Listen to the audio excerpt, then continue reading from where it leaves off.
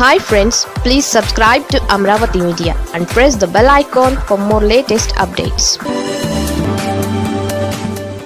షర్మిల దెబ్బకు ఆ సీనియర్లు పరార్. రాష్ట్రంలో కాంగ్రెస్ పార్టీ పరిస్థితి వన్ ఉమెన్ షో అన్నట్టుగా మారిపోయిందనే టాక్ వినిపిస్తోంది. పార్టీలో సీనియర్లు కనిపించడం లేదు. 2024 ఫిబ్రవరిలో వైఎస్ షర్మిలకు పార్టీ పగ్గాలు అప్పగించినప్పుడు పళ్ళెం రాజు, రఘువీరారెడ్డి వంటి సీనియర్లు కనిపించారు. వారి మద్దతు కూడా ఆమెకు లభించింది.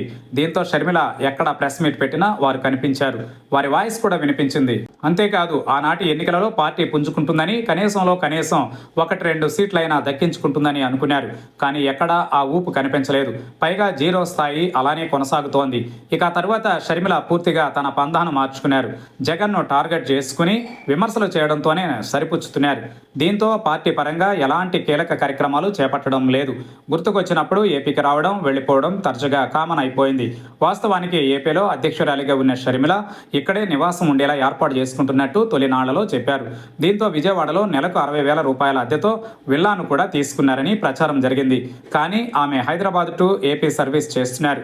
పోనీ అలా అయినా పార్టీకి వెన్నుదన్నుగా మారారా అంటే కీలక సమయాలలో వచ్చి పోతున్నారు. ఇదిలా ఉంటే త్వరలోనే స్థానిక ఎన్నికలు జరగనున్నాయి.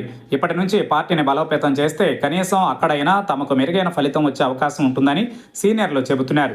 కానీ షర్మిల మాత్రం ఆ దిశగా కూడా అడుగులు వేయడం లేదు. పైగా తన దారిలో నడిచిన వారినే నాయకులుగా ఆమె ప్రమోట్ చేస్తున్నారు.